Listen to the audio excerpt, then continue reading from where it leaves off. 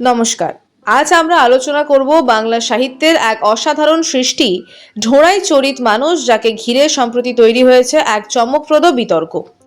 কেউ কেউ এই বইটিকে শুধুমাত্র সাপ বিষয়ক বলে মন্তব্য করেছেন, যা শুনে সাহিত্য মহলে বিস্ময়ের পাশাপাশি হাস্যরসও তৈরি হয়েছে।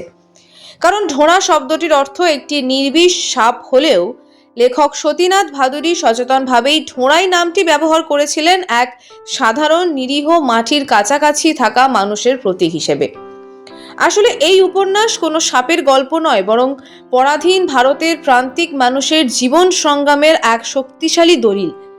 বিহারের গ্রামীণ প্রেক্ষাপটে রচিত এই কাহিনীতে আমরা পাই ঢোড়াই নামের এক চরিত্রকে, যিনি শৈশব থেকেই দারিদ্র্য, অবহেলা এবং সামাজিক বঞ্চনার মধ্যে বড় হন। কিন্তু এই প্রতিকূলতার মধ্যেই তিনি ধীরে ধীরে সমাজ ও রাজনীতি সম্পর্কে সচেতন হয়ে ওঠেন। উপন্যাসের প্রথম অংশে আমরা দেখি এক গোষ্ঠী নির্ভর সমাজ, যেখানে পঞ্চায়েতের প্রভাব, কুসংস্কার এবং লোকবিশ্বাস মানুষের জীবনকে নিয়ন্ত্রণ করে।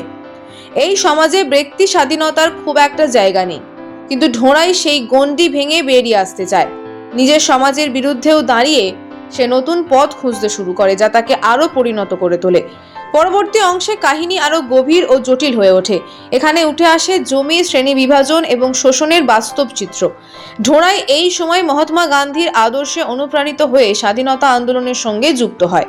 স্বরাজ বা ন্যায়ভিত্তিক সমাজ গঠনের স্বপ্ন তাকে নতুন আশার পথ দেখায়। কিন্তু সময়ের সঙ্গে সঙ্গে সে বুঝতে পারে রাজনীতির ভেতরে রয়েছে দুর্নীতি, স্বার্থপরতা এবং ভণ্ডামি। এই উপলব্ধিই তার জীবনে নিয়ে আসে এক গভীর হতাশা। যে আদর্শ ও স্বপ্ন নিয়ে সে এগিয়েছিল, বাস্তব তার সঙ্গে মেলে না। শেষ পর্যন্ত ঢোড়াই একাকিত্ব, ব্যর্থতা এবং ভাঙা স্বপ্নের মধ্যে দাঁড়িয়ে থাকে, যা আসলে সেই সময়ের সাধারণ মানুষেরই প্রতিচ্ছবি। এই উপন্যাসের সবচেয়ে বড় শক্তি এখানেই। এটি শুধু একটি চরিত্রের গল্প নয়, বরং একটি সময়, একটি সমাজ এবং একটি সংগ্রামের দলিল। তাই ঢোড়াই চরিত মানুষকে শুধুমাত্র একটি শব্দের ভুল ব্যাখ্যায় বিচার করা নয়, বরং তার গভীর সামাজিক ও ঐতিহাসিক গুরুত্ব বোঝা জরুরি।